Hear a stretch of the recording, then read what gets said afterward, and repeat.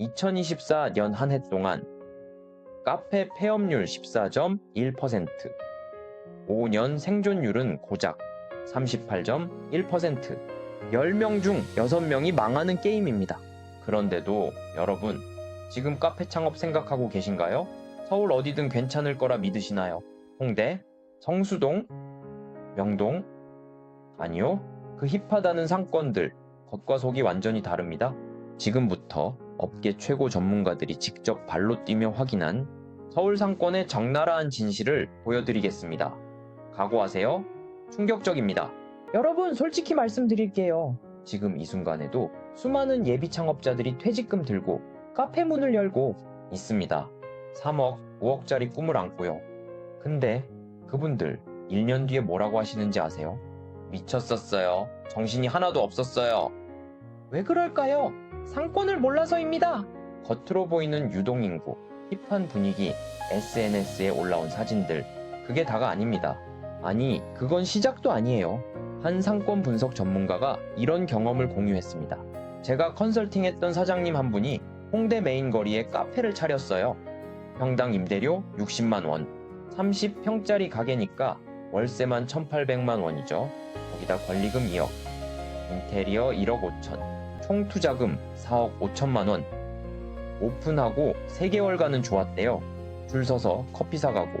그런데 6개월 지나니까 갑자기 손님이 뚝 끊겼대요. 왜? 옆 건물에 스타벅스가 들어왔거든요. 대기업이 들어오는 순간 개인 카페는 끝입니다. 이게 지금 서울 상권의 현실입니다. 유행 따라갔다가는 여러분의 소중한 퇴직금이 17개월 만에 증발합니다. 진짜입니다. 과장 하나도 안 보태고요. 자, 그럼 도대체 왜 이런 일이 벌어지는 걸까요? 경제학에는 잔종아치라는 개념이 있습니다. 쉽게 말하면요, 유행 다 지나가고 힙플레이스 간판 다 떼어지고 나면 그 상권에 뭐가 남느냐는 겁니다. 이게 핵심입니다. 정말 핵심. 예를 들어 볼게요. 연남동. 연남동은 홍대 옆 동네잖아요. 홍대가 너무 비싸지니까 사람들이 연남동으로 넘어갔어요. 그런데 연남동은 아직까지도 살아있습니다. 왜? 연트럴파크 때문입니다. 고작 폭 20m짜리 선형 공원이에요.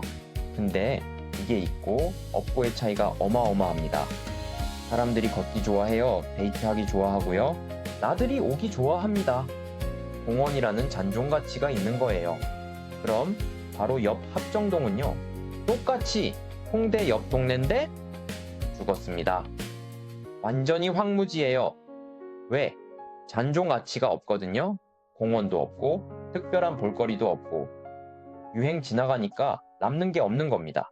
이게 맨큐의 경제학 원론 첫 장에 나오는 기회비용 개념이에요. 여러분이 합정에 투자한 그 돈으로 연남동에 투자했으면 지금 어땠을까요? 상권도 똑같습니다. 실력이 있어야 살아남아요. 자, 그럼 서울 상권을 하나하나 뜯어볼까요? 먼저 홍대입니다. 한때는 젊음의 거리, 힙이 중심이었죠. 근데 지금요, 메인 상권 완전히 죽었습니다. 업계 관계자들의 증언을 들어보면 홍대 메인 거리는 이미 10년 전에 끝났어요. 왜? 임대료가 미쳤거든요. 평당 70만 원, 80만 원 이런 식으로 올라가니까요. 개인 사장님들은 못 버티죠. 대기업 프랜차이즈만 남습니다. 이걸 젠트리피케이션이라고 해요. 임대료 폭등으로 원래 있던 개성 있는 가게들이 다 쫓겨나는 현상. 그런데 재미있는 건요, 홍대 9번 출구 쪽 연남동 방향은 오히려 살아나고 있어요. 왜일까요? 공항철도입니다. 외국인들이 인천공항에서 내려서 제일 먼저 도착하는 곳이 홍대거든요. 에어비앤비 천국이에요. 숙소가 엄청 많아요. 외국인들은 뭐 하나요? 짐 풀고 숙소 근처에서 밥 먹고 커피 마시고 쇼핑하잖아요. 그러니까 평일 매출이 보장되는 겁니다. 이게 2026년 서울 상권의 가장 중요한 키워드입니다. 바로 외국인 2024년 방한 관광객 2036만 명입니다. 역대 최고치예요. 지금 서울 상권은 외국인이 오는 상권 대 안 오는 상권으로 완전히 갈라지고 있습니다. 외국인이 안 오는 상권 미래 없습니다. 단언컨대. 그런데 말입니다. 여기서 반전이 있어요. 외국인 많이 온다고 다 좋은 건 아닙니다. 명동 가보세요. 외국인 바글바글하죠? 평당 임대료 100만 원 넘어갑니다. 메인 거리는요, 하루 매출 3억 찍는 올리브영 있는 거리예요. 그걸 카페로 어떻게 감당합니까? 드럼통으로 커피 부어도 안 돼요. 명동은 이미 개인 사장님의 영역이 아닙니다. 대기업 격전지죠? 성수동도 마찬가지예요. 한때 서울에서 가장 힙한 동네였죠. 붉은 벽돌, 높은 천장, 공장 감성. 이게 성수동의 잔존가치였어요. 그런데 지금 뭐 하고 있는지 아세요? 건물주들이 공장 건물 다 부수고 12층짜리 신축 건물 올리고 있습니다. 배를 가르는 거예요. 황금알을 낳는 거위의 배를 공장이어서 의미가 있었는데 공장 다 없애고 강남 같은 건물 지으면 뭐가 남아요? 아무것도 안 남죠. 그냥 비싼 동네 하나 더 생기는 거예요. 게다가 평당 임대료 100만 원, 권리금 5억, 7억 이런 식으로 불러요. 개인이 감당할 수 있는 금액이 아닙니다. 그래서 지금 성수동에 뭐가 들어오냐? 대기업 팝업 스토어, 프랜차이즈, 대형 브랜드만 들어와요. 콘텐츠의 다양성이 사라지는 겁니다. 그럼 젊은이들이 뭐 하나요? 안 가죠. 다 똑같은 거 보러 뭐 하러 가요. 역사는 반복됩니다. 가로수길이 그랬고 삼청동이 그랬어요. 지금 성수동도 똑같은 길을 걷고 있습니다. 그럼 도대체 어디로 가야 됩니까? 업계 최고 전문가들이 3시간 동안 서울 지도 보면서 토론했어요. 딱 한 곳 찾았습니다. 공덕에서 대흥, 경의선 숲길 일대. 왜 여기냐고요? 첫째, 오피스 수요가 탄탄합니다. 여의도 직장인, 종로 직장인들이 살아요. 둘째, 주거 수요도 탄탄해요. 신축 아파트가 많습니다. 고소득층이 살지요. 셋째, 외국인 유입도 조금씩 늘고 있어요. 공항철도 연결되니까요.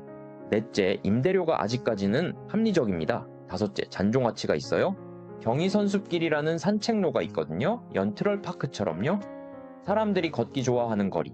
이게 바로 미래 상권입니다. 유행에 휘둘리지 않고 기본 수요가 탄탄하고 잔존 가치가 있는 곳.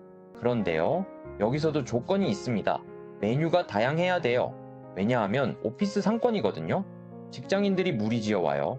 그 중에 한 명이라도 커피 안 마시는 사람 있으면 다른 데 가버려요. 그래서 커피만 파는 곳은 안 됩니다. 차도 팔아야 하고 에이드도 팔아야 하고 디저트도 있어야 해요. 그리고 가장 중요한 거, 맛으로 승부해야 합니다. 커피 업계 전문가들이 입을 모아 말합니다. 트렌드가 바뀌고 있어요.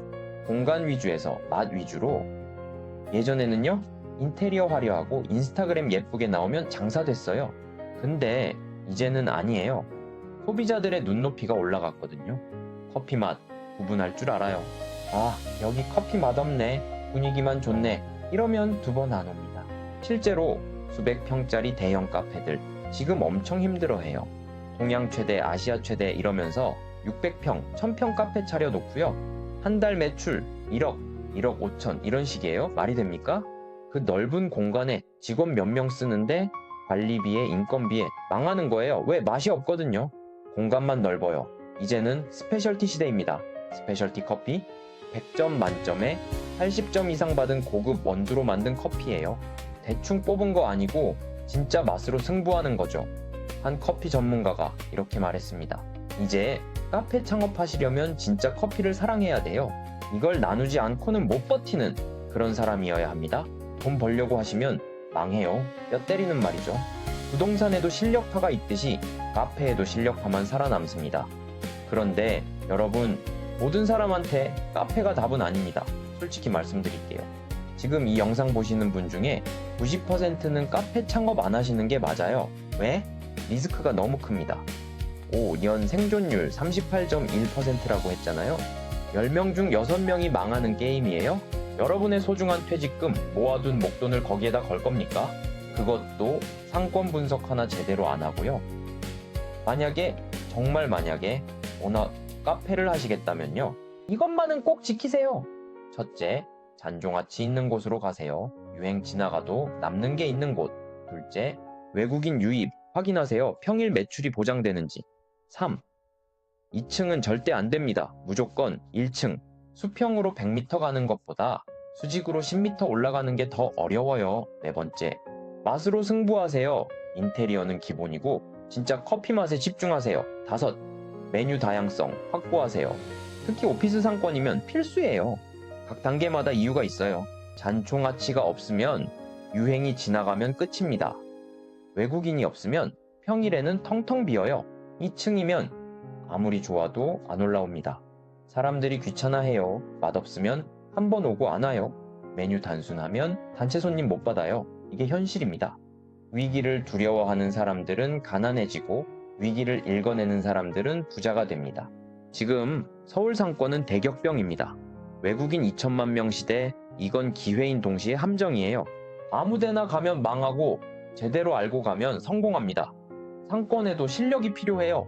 홍대, 강남, 명동, 성수동. 겉으로 보이는 화려함에 속지 마세요. 진짜 중요한 건 유행 다 지나가고 나서도 사람들이 찾아올 이유가 있느냐는 겁니다. 공원이 있는가, 역사가 있는가, 자연이 있는가, 고정 수요가 있는가. 이게 잔존 가치예요. 이게 상권의 실력입니다. 지금까지 업계 최고 전문가들이 직접 발로 뛰며 확인한 서울 상권의 적나라한 진실을 보여드렸습니다. 선택은 여러분의 몫입니다. 그냥 유행 따라갈 건가요? 아니면 제대로 알고 움직일 건가요? 아직 늦지 않았습니다. 지금부터라도 공부하세요. 상권을 보는 눈, 그게 여러분의 미래를 바꿉니다.